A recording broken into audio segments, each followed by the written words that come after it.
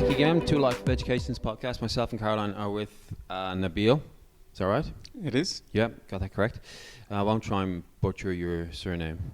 Habbouche. Habbouche. Nabil Habbouche. Nabil Habbouche from Adventure Quest. Yep. Which is an outdoor adventure company here in Dubai. Isn't that right? That's correct. You and Caroline know each other from Gulf for Good. Mm-hmm. Yeah.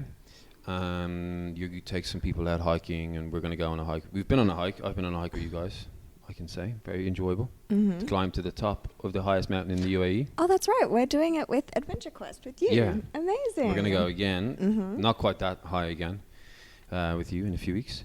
Did you guys know each other before Gulf? Before you met at Gulf for Good, No. did you? Yeah. Yeah. It was a couple of months ago. Golf. I think Caroline had approached Golf for Good, and then I found out about the story of Caroline.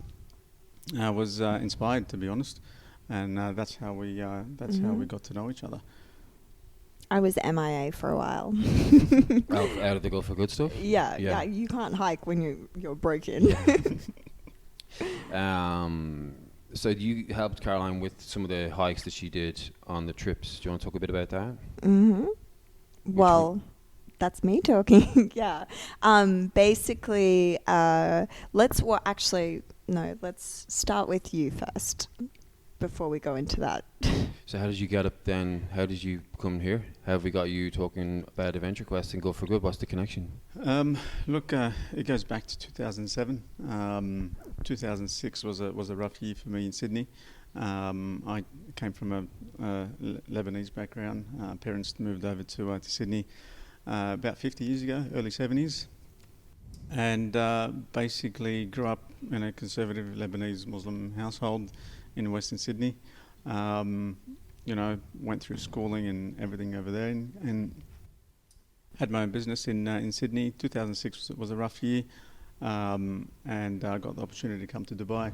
Came over here in early 2007, and I was really looking for meaning in life. There's a lot of questions I was asking of myself, and I really wanted to find something meaningful in what I did. So I was here, and I still wasn't happy, and I was sitting in a little cafe in Bur Dubai on a Friday morning, as you do, and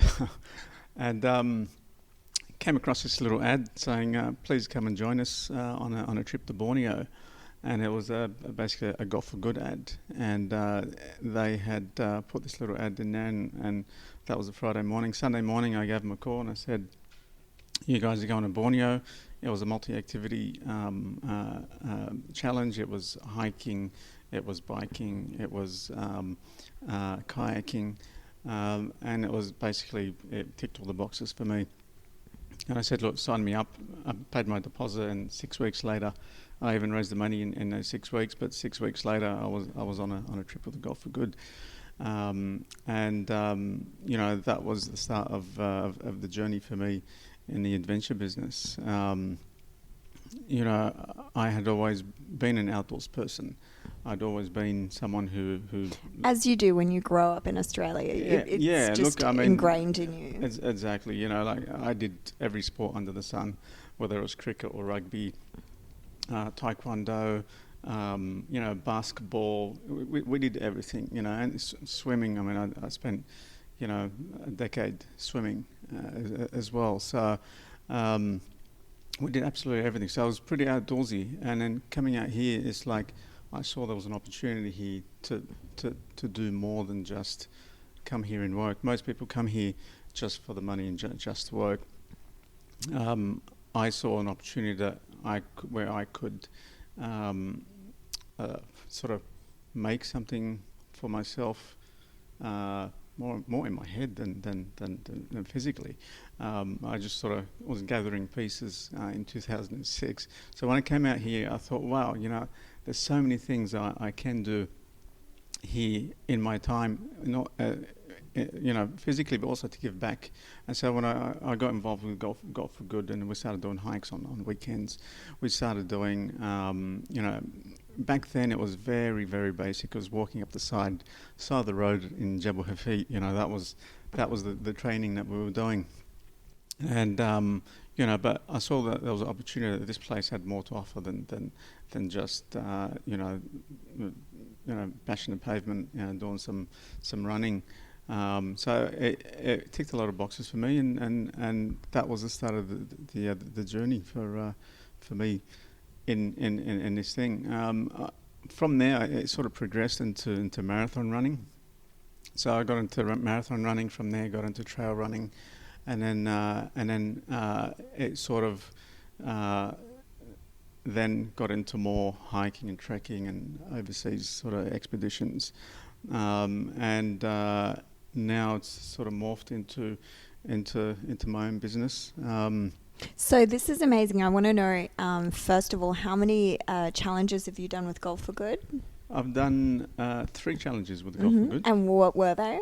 I've done, the first one was Borneo, 2007. 2010 was Kilimanjaro, who I then named my second son after. So his middle name is Kilimanjaro. Really, yeah? Yeah. Oh, that's cute. Yeah, nobody believes me. My dad didn't believe me, and my wife, her jaw dropped when I mentioned it. But we just delivered him, and we couldn't agree on a name. Mm-hmm.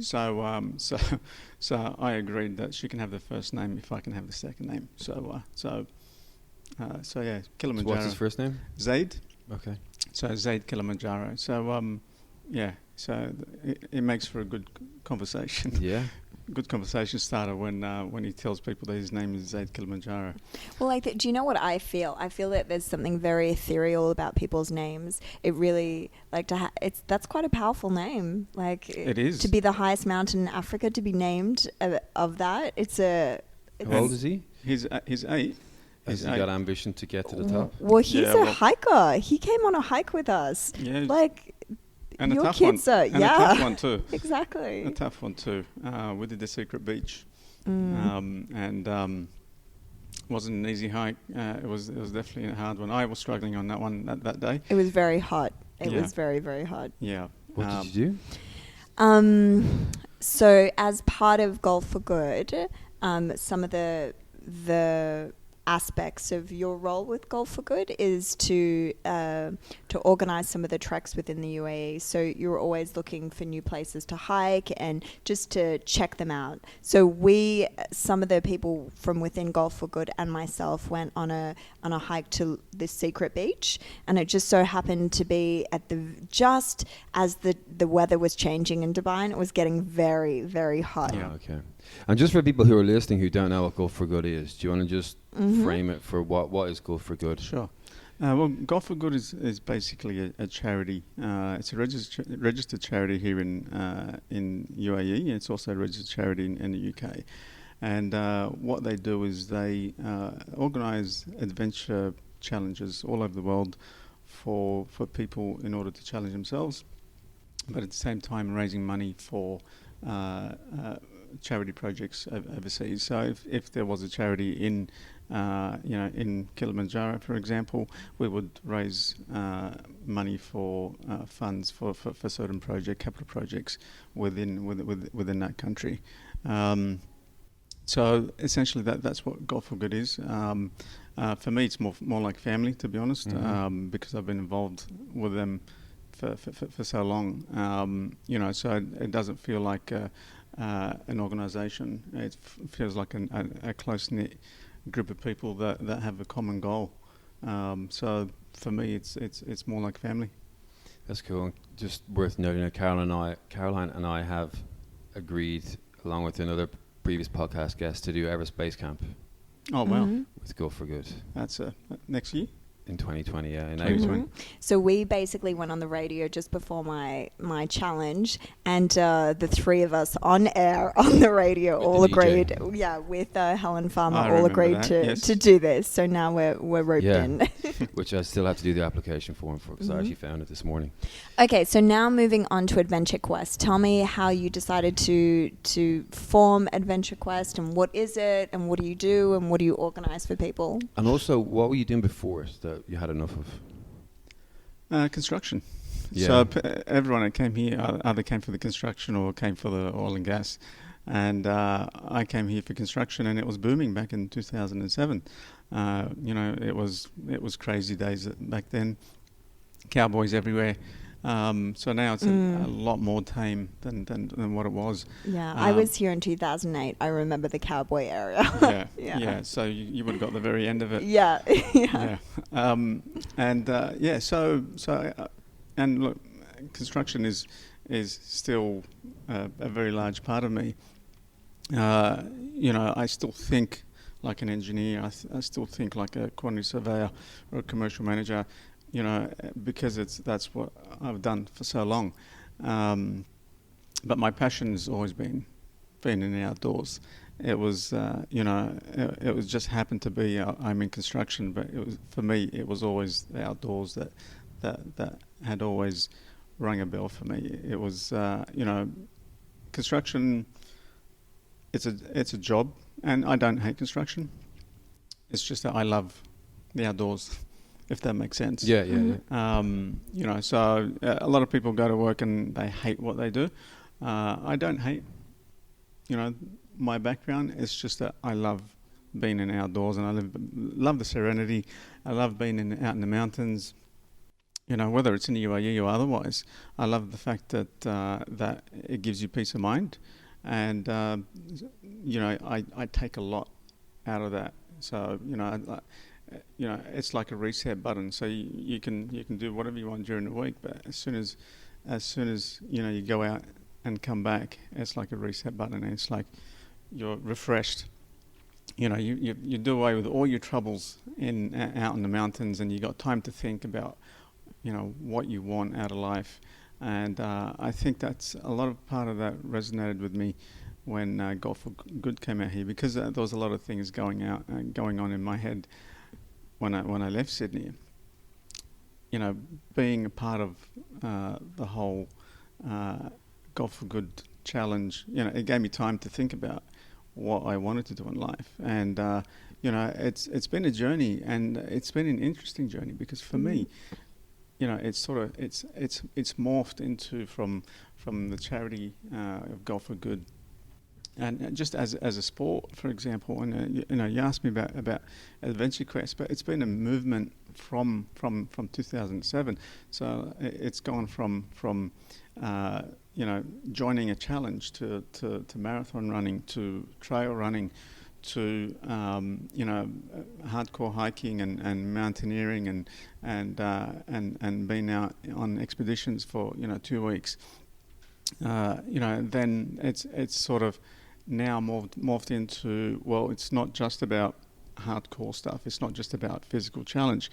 It's also about learning from your environment. So a large part of what I've done in the last 2 to 3 years is go out into the mountains, but not just for physical fitness, but actually to learn about the customs and the people. And a lot of people think that the UAE is just about concrete. Malls. Yeah. I mean, most people say to me, "Oh, it's just these malls." It's not. There is a lot of malls here, though. It is, but it's just a lot more than just what people perceive it to be. And look, it's not just the UAE; it's the entire region. But in particular, the UAE. So I spent a lot of time there, going to local villages, talking to local people, reading about historical events here in the UAE, and it's not just about the local the recent stuff that's happened. There's history that goes back thousands of years. Back to there's been places that have been discovered dating back to 8,000 years BC. In the UAE. In the UAE. So basically Bronze Age discoveries. In places like Maliha. So there's an archaeological centre down there, which is that the one that's on the way to Shauka? Yeah, that's right. I've heard about that recently, only for the first time. Yeah, so basically they found tombs there from 8,000 years ago. Wow. So there's been discoveries, and that whole area used to be full. It was a lively area that was thriving with livestock, and it was like a center of the region. Now it's a nice orange desert. It's a nice orange desert with lots of fossils, and Yeah. I mean, I've been out there numerous times. I drive through there almost on a weekly basis, at least once, probably 2 or 3 times usually. And I mean, there's shells and fossils, and I remember, this is where you just reminded me, we got to the very top of the mountain, Jebel Jais, and you took your phone out and started taking a photograph of a rock. yeah, And this was about 1.5 meters from where they were claiming was the very summit. Like this, you couldn't really have made it much closer. And it was a seashell fossil. that's right. That's right. so bizarre. Like because fair enough, on the way up we see it, over near the top we see it, but the bit that was like where Caroline's knee is, and you were taking a photograph here. Yeah, it was about 1.5 meters from the very summit, and it was a cone shell fossil, probably dating back about 65 million years. Well, do you know, like, going back to you saying about how beautiful this region is, and about one of the reasons why you hike is to see and to meet people and all of that. I think it really makes you wonder when you go around and explore the region, like just how beautiful it is. And I remember in Jordan, just, you know how when you go to Jordan, you see the rock formations, and it makes you wonder, like, how does rock ever appear like that? And when you think about, if this was under the ocean, of course the ocean and the water is going to weather it to such a way that it makes these beautiful, like, formations. And to think in some place like Jordan, where there's nothing but red desert and these gorgeous stony mountains, to think that that was once covered in ocean is just like, what? Yeah, it's amazing. Yeah. And that's the mind-boggling thing about the place is you go out into the desert and you find shells everywhere, and you think, well, this is the seabed. Okay, it doesn't exist now, but at some point it existed. A seashell on the top of Jebel Jais at 1,930 meters is mind-boggling. Now, the sea level might not have been there. It might have been it was down 1,000 meters, but then some sort of formation and shifted the rocks up. The rocks have been shifted up. I remember at school we always learned. So one of the things that they used to tell us is that Australia is the oldest continent, and they're like, well, how do you know that? It's because it's the most weathered. So the highest mountains used to be the lowest plains, and there were mountains that were even higher, and over time they all get weathered. And when I say weathered, it's the wind and the weather conditions just breaking away those rock formations and taking them back down to the ocean. And so there's this kind of like cyclic process. So when you understand that happens over time, it makes sense. Okay, of course there's going to be a shell here, because once upon a time, this might have been the seabed, and there would have been mountains that were even higher than that are being weathered away. But all of those things you're not thinking about. I wasn't thinking about, that's weathering, that's this. I'm like, doop-be-doo, this isn't that steep. My legs are doing okay. Sun's not too hot. I've got loads of water. What was you saying? Yeah, the rugby. Yeah, rugby. And then that was my story, 10, 12 years ago. I never thought about that sort of stuff. But then you see that, and then the whole way down, I'm like, a seashell, a fossil. So there's like, I've only now just really listened to the ground, but like I've only now just paid attention to the evidence of what has gone before me. Do you know? And then the whole way in the car, I was chatting to the girl that had come out with it in my car, and we were just chatting away about like just how strange that is, and then how that changed. I didn't know what you were doing. I was like, I thought it was a footprint. I thought it was like a trainer. Just the shape of it. It was a couple of little semicircles, and it looked as if it could have been the undersole of someone's Reebok hiking boot. And then, it's a seashell. Okay. Well, that just changes my whole mindset now for the rest of the day, which is something I wouldn't have thought about. Yeah, and that's the beauty of the place. There's so much history, but it's still undiscovered. It's only recently, in the last, say, 10, 12 years, that people have started to go out into the mountains And I'm not talking about the local Emiratis that live out in the mountains, but the people in Dubai now are starting to venture out to these sort of places. You know, there's every Friday in Shalka, there's the guys doing all the mountain biking that, you know, 10 years ago never existed. So people now venturing into those sort of places, not just going to hotels to do brunches, but now people are getting sick and tired of the brunches and their diminishing wallets and their increasing waistlines, and now they're going out and doing this sort of stuff, and it's actually really interesting, and people want a lot more than just brunching. They want mental stimulation as well. And again, this is where like it's sort of morphed into Adventure Quest, because for me, I would take people out on hikes, and I'd do all the active stuff. But again, it needed more mental stimulation rather than just physical. And a lot of people would say to me, "Look, can we take our kids with us? You know, can we do something where our kids can come along?" And most of the time, it was more physical stuff. It's like, "Look, this is too difficult. You can't take your kids. You can't take your kids. You can't take your kids." And you know, and then it sort of like it was like a light bulb moment where it's like, you know what? Why can't I do this? And it wasn't because of the people. My kids started saying, "Dad, can we come with you?" "No, this is too difficult." "Dad, can we come with you? This is too difficult." And then it's like, no, this is there's a market here for this, and this is where it was born. My kids actually discovered this for me. You know, I discovered it through my kids because then it was more of a necessity for me, because I didn't want to just go out and spend time in the mountains doing hardcore stuff. I also wanted to spend time with my kids as well.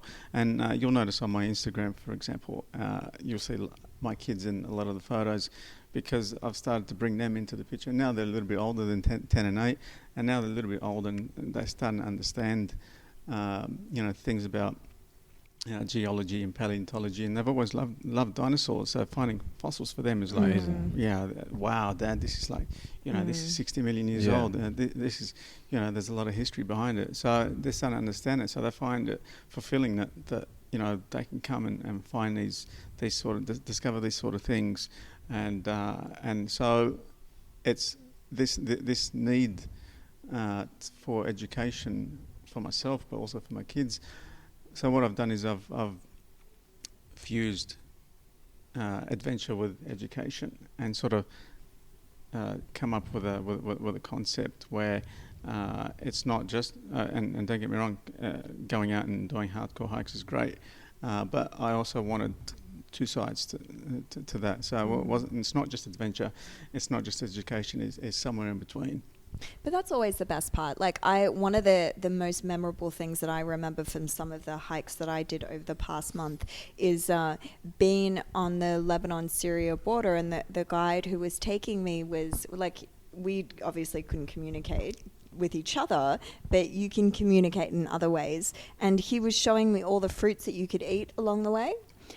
So everywhere we were going, I was looking at these fruits, and he's like, you can eat this. I was like, oh my God. And looking at this fruit, because it's not mass produced, you don't see it in a shopping mall or anywhere, but you can eat it. And there were these beautiful fruits that I'd never realized. And it kind of makes you understand that, so this is what gatherers would do. This is people who live in the mountains, maybe a very, very long time ago when we didn't have supermarkets, we would go to nature to find our food sources, and this was a part of it. And I was like, it always made me think, okay, so I would take a handful. This isn't going to make me hungry. This isn't going to fill me up. You literally have to make a whole tree barren with little berries in order to feed anybody. So it kind of gives you this totally different idea about food and about where it comes from and how difficult it is to actually get food in the wild, finding wild fruits. And there was also some trees, and he was like, no, don't touch those. So it's like, I liked that aspect. That was one of the things that was that's the cool. most memorable for me. That's like connecting with your ecosystem, you know, and learning that learning. there's, like, life isn't, oh, I've got to go get food. Can't be bothered, I'll deliver it. Like, it's, there's an ecosystem around us. We're part of it. We used to be engaging in it, and now we've separated ourselves. You know, I think that's one of the things that when you live in Dubai, it's very sandy, it's very hot. You even separate yourself even more it's from very that. concretey. There's a few trees. They're not natural. So when you go out to the mountains, when you go out to the further out where you meet the greenery, you start to realize, okay, well, now if you feel like intrinsically you feel different because you're in part of an ecosystem now. There's some goats, there's some bugs, there's some 60 million year old fossils on the rock. It's not just that. Anywhere where there's a town out in the middle of nowhere, it'll mean that there's water. Okay, so and these towns depend on usually underground water. A lot of it comes is replenished obviously from the rains. I mean, I was out in the mountains this morning, and we were walking through these wadis that are not walked through very often. And we're finding sorrel, for example. Basically it's very similar to rocket. You put it in your salads and stuff. And basically the guy with me basically came up and look, sorrel, and just started eating it. And it's like, oh wow! So you pick it and you eat it. Oh wow, this actually tastes nice. And it was because of the recent rains, and the rain gives a lot of life to the place, but. You become a part of nature just by going out and venturing out and asking these questions and just going out there, and your mind will automatically give you those questions to ask. It's like, what is this? Why is this? The who, whys, and whens are automatically going to come just by being out there. But if you're in a mall, those questions are never going to come. And it's like you said, we were separated ourselves a little bit further away from that just by being in a place where it's harder for wildlife to grow. Like, one of the things that I take for granted, like when I go back to Dublin, it hits me every time, is the smells. Just like in traffic, just pull up to a red light, windows are open, and I just get the waft of whatever trees or bushes have just grown in someone's garden, but it's like overgrowth. Oh wow, I'm growing up, I had that every day. Never thought about it. It's like you get attuned to your environment. Like, I know, like, growing up in Sydney, I lived in the ocean. Like, that was my life. Me and the ocean, and I remember I could smell it in the morning from my house, and I knew if it was going to rain, and I knew if I went down to the ocean if it was going to be rough. And I knew if I went into the ocean, like, I knew the current straight away. I knew, like, oh, okay, no, I'm not going to go in today. Like, I used to have the ability to decipher the ocean and what it was feeling or what it was doing or anything like that, because I lived in it all my life. Like, I knew everything about those waves. Like, I could look at a wave and go, okay, this is going to turn me into a little washing machine and just spit me out. And you learn those things when you're in nature. I spent my summers down at Cronulla. And basically surfing the waves down there. I didn't do surfing, I did body surfing. And I mean, your body becomes in tune with the ocean. With the ocean automatically when you spend time out there. Yeah, and it just gives you this very different, like... It shapes your reality completely differently. It really does. Yeah. It really does. But what I was going to say is from being so young and growing up in nature, having this relationship with nature, almost... Like, I didn't realize this until adulthood, actually, until, like, coming to Dubai. But having such a close relationship with nature all your life. In adulthood, I realized that actually is a huge recipe for my happiness. My happiness is linked very much to what I get from being in nature. And I think you being Australian as well, that's... sounds to me like you also have that relationship with nature. Yeah, I mean, I've always had that relationship with the outdoors, but I'm also trying to instill that in my kids as well from an early age, so that then they take the baton and go on and do whatever makes them happy.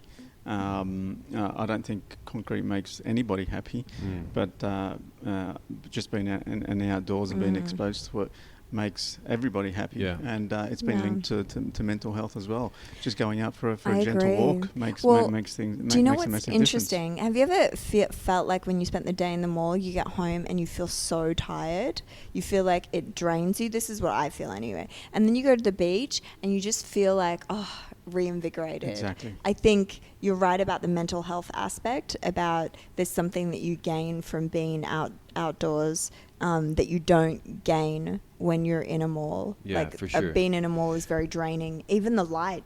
Yeah, well, that's what I was going to say. Like, one of the pros, now you guys who live growing up in Australia is different, but growing up in Ireland, it's super gloomy. Like, winters are dark, the summer's okay, super long days, but it's not always like warm and sunny. And then spring and autumn time, it's pretty much overcast, either raining or it's just freezing cold and grey. So you don't get the sun as much as you get it here. Yeah, you got all your nature. I remember my parents asked me when I was younger, like, what do you want to do on the weekend? And we had options of either like the big park with all the playgrounds, the whatever. We never really went to the beach or the mountains. And I used to always put forward, let's go to the mountains. You just go walk around like the tracks, the farm tracks and this through the forest and stuff. But we only had a short window of time to do it because we didn't have the sunlight. We didn't have the heat. Whereas at least here we do have a ton of sun. You don't have that grey overcast. But that comes at the price then, where you don't have the greenery, you don't have the smells, you don't have the little bugs and the foxes running around you. You don't have that ecosystem. So I'm curious, just to shoot back to this, because we went off on a massive tangent. So tell me, you were saying that part of Adventure Quest is to bring education and to bring not just like hardcore hiking. So you're bringing education and hiking elements. What are some of the hikes and stuff that you have planned for the coming months? So what I've been working on over summer, what I did was I was scouting different areas in the UAE, trying to find places that are accessible for kids, but also that have a historical element to it. So we found some places with a load of fossils, very accessible to parents and kids. So what I'm trying to do is incorporate also parents along with their kids. So it's not just about taking kids out on an excursion, with teachers. It's not about that. It's also about bringing their parents in and getting them engaged, because parents are not spending enough time with their kids during the week. So what we're trying to do is trying to bring their parents in, because it's educational for the parents as much as it is for the kids. So what I'm trying to do is get the kids in with their parents, and we take them out on kid-friendly, family-friendly hikes, and it's engaging for everybody. So it's so important. Like, and I didn't mean to cut you off, but you just remind me of a really powerful story that happened to me when I was. So we used to go with my family up to the mountains, and there's a couple of like famous trails, and if you know Dublin at all, on the south side of the city, it's surrounded by mountains, and they're not high, but like there's foothills. And they're really quick to get there. They're really easy. Like within 15 minutes, you're deep in the dense slopes. And one of my friends growing up he was a little troublemaker in school. Like, he was always in trouble. His parents, when it would come nighttime when we're playing out on the streets, it would get dark. I'd go in for dinner. He'd be still out there, and we'd go out. We'd bring him in and we'd call his parents, and we'd have to call the local pub, because that's where his parents were. They weren't at home. They were both down at the pub. So they'd come, pick him up, stinking of booze, and they'd take him home. So his parents obviously weren't the type to take him out to the mountains. I didn't know this. I've forgotten all about this. But one of the days he came with me and my dad. We went up the mountain. We went back down. At my 21st was the next time he saw my dad. And he brought up this story about how amazing that day was. And I was like 6 or 7 pints in at my birthday, and I was just like, what? Like, he remembered this story. He remembered every detail. He was thanking my dad. He was talking to my dad about how amazing it was for him just to take one trip out into nature, up the mountains, spend the day there, and then come back down. So these type of stuff that you're talking about, you can't measure the impact that can have on people, especially on kids. to actually get out there and get active. Yeah, look, I've been doing beta testing on my own kids, obviously, and just to see the reactions, just their eyes light up when they find something, that, and now they can recognise, the type of rocks that are there, whether it's a flint or whether it's a quartz or a limestone, or and it's like, oh, Dad, look what I found. I found this, and it's like. And they can recognise, the type of animals and plants. So, that's really, fulfilling for me, because, I know that they're there and they're learning, and it's not just about learning in the classrooms. It's outdoor learning. It's outdoor education, and that's becoming a big thing now in not just in the outdoor industry, but also in the educational institutions, and they're finding that outdoor education is actually part of learning. And it's not just about learning maps, but it's also about learning about maps in schools, but it's also about navigation, for example, using compasses for navigation. And that's also what Adventure Quest has been working on, is basically teaching kids how to navigate the outdoors, teaching them mapping skills, map reading skills, compass skills, learning how to make compasses. With make a compass. Yeah, you can make compasses with basically 30 mils of water, a leaf, and a piece of metal. Really? Yeah. Yeah. So you'd have to show us how to do that sometime. Yeah. Well, my kids know how to do it. They can show me, and they can tell me north, east, south, or west. I didn't know you could even do that. Purely from pouring a little bit of water in a cap, putting a leaf or something that floats, and putting a piece of metal. Wow. And it gravitates. And I can say, okay, that's north, east, south, and west. Wow, I didn't know you could even do that. Yeah, so they're the sort of skills that I've been working on to basically introduce to the kids in the UAE. That's amazing. Did you guys ever go on a thing called nature walks when you were in school? No. You're looking at me like you didn't. We used to go. Just remind me. We used to nature walks were just where the teacher would go, right, we're going for a walk, and obviously in Ireland everything's like this, everything's overgrown. So when you come out of the school, down the pathway to the street, there's just trees and forests and stuff. So instead of walking on the path, you walk on the little space between the trees and the wall. And we used to do that. That was the most amazing day out. And you'd literally probably spend 15 minutes just walking around the school grounds inside the fences and stuff. But that was just all getting kids out in nature. So just going back, so tell me, you were saying before that you've been scouting some places that have a historical element to them. So what have you found, and where are you going for this next hiking season with Adventure Quest? So the area is a secret as of right now. It is very accessible. It is very close to the road. Do you have these all catalogued? No. I was going to say on your website, so people can not yet join and not yet. The website's been up. It is a work in progress. It's been up for a few months now, but it's sort of been progressing. It's the website is a mix of action, adventure, education, and where I'm still building the programs at the moment in order to basically give them out to people and offer them. But at the moment we don't have them yet. But watch this coming space. soon. Yeah, coming soon. We've got a hike with you. Yeah. Booked in. Couple of weeks. Yeah. There's loads of people interested in it as well. Just quite a lot of people coming. No one's going out in nature. When there's an opportunity for it, everyone's like, yeah, let's do it. Yeah, well, now's the hiking season. People in the UAE wait for, September, October to come. And, there's people going out now. I took Golf for Good out yesterday to Wadi Sholka. You might have seen the Instagram photos. There's heaps of water there. Yeah. We were wading through water waist deep. I'm going to come to the rest for this season. I've been lazy. So there's some amazing places that you just do not believe exist here. And the reaction I'm getting every single time is, we didn't realise that, these sort of places existed. And it's like, what is it, an hour drive Yeah. You know, sometimes it takes me an hour from my place to get into the mall.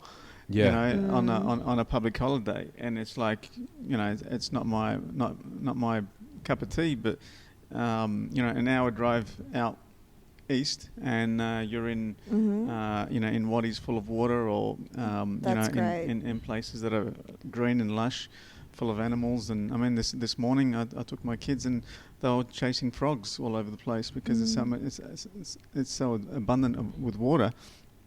There's tiny frogs everywhere, and tadpoles literally throughout the whole wadi. That's cool. You know, so you know, there's so much interest in the place, and so much to be discovered and learn about. You know, we just need people to come out and Spread say, the word. okay, well, spread the word, and basically bring your kids, and you know, I really do want the parents to be engaged as well. It's not just about having kids, you know, just learning about stuff, because what I'm finding is the parents are just as interested. Parents, oh, okay, well, I didn't know that this sort of thing, you know, existed here. You know, but it's not just about animals. It's not just about fossils. It's paleontology. It's geology. It's, you know, learning about flora and fauna of the place. You know, there's stuff that you can eat, stuff that you can't eat. You know, there's stuff that there's plants that the locals pick and make pillows with. For example, there's you know, there's milkweed. Sodom's goatweed plan that the local kids in Maliha put in their eyes so that they don't go to school. You know, like, you know, it gives them like temporary blindness, so then they don't have to do. There's just so many stories, you know, so many things that to learn out there, and it's such an interesting place. I remember you picked up a rock and you gave it to me, and I was like, oh yeah, cool, a rock. I was like, oh, that actually is quite cool. Do you know, like, it's like, oh, if I look at it, there's pink, there's like... Yeah, that was a laid piece of quartz. Yeah. So, in the meantime, whilst Adventure Quest is getting all set up, if people want to join some of the hikes, they can go to Golf for Good and do some of the Golf for Good. So, basically, Golf for Good does a whole hiking season now, and they can join on those hikes, like you did yesterday. That's right. So I divide my time between Golf for Good and Adventure Quest. I commit myself one day a weekend to Golf for Good, and what we do is we take people out for training. So if you join our challenges, you get free training. So you basically come for free for all these hikes for the season. And the stair climbing, my favourite. And the stair climbing, but it's a lot more interesting in the outdoors, isn't it? It really is. Yeah. So basically, what we do is we're almost on a weekly basis. We have a hike, sometimes two hikes. I think next week we've got a rubbish cleanup in a wadi. So there's always something going on with Golf for Good. And all the money that is raised is basically goes to charity. It helps Golf for Good run a business and basically support kids all over the world. And you know, that's what we're about. It's about the outdoors. It's about helping kids. And you know, it's really a fun time to be out in the open in the UAE. Especially between now and March, April, until it starts to get hot again. Amazing. Yeah, so cool. if people want to join these hikes, they can go onto Golf for Good website. That's right. And Golf for Good Instagram. And does Adventure Quest have an Instagram yet? Yes, they do. Yeah. Amazing. What's the so handle of it? Adventure. So Adventure Quest AE. Cool. Amazing. And people can join my personal Instagram, Nabil.Habbouche. Nabil.Habbouche. Amazing. Awesome. Thank you so much for coming on today and for imparting some of your wisdom. Thank you. Yeah, cool. We'll talk to you again sometime soon, I'm sure, about all these hikes coming up. Thanks, guys. Everest. Are you getting involved in Everest? I don't know yet. I'm the challenge director for Golf for Good, so I arrange everyone's itineraries. So I know about it, but I'm not too sure if I'll join. I'm hoping to lead the Lebanon Challenge, which is a mix of hiking, biking, caving, and kayaking. Oh, yeah? So for me, I got introduced to Golf for Good through a multi-activity one. So for me, that's one of the big ones. When is that happening? That is, I think it's October, November next year. 2020. Yeah. Can people get involved in that from now? Yeah, you can sign up. It's open for registration. Yeah, all the challenges are open now, so you can register for all of them. Awesome. So no excuses. Check them out. Amazing. Bye, Cool. guys. Thanks, guys. Cheers.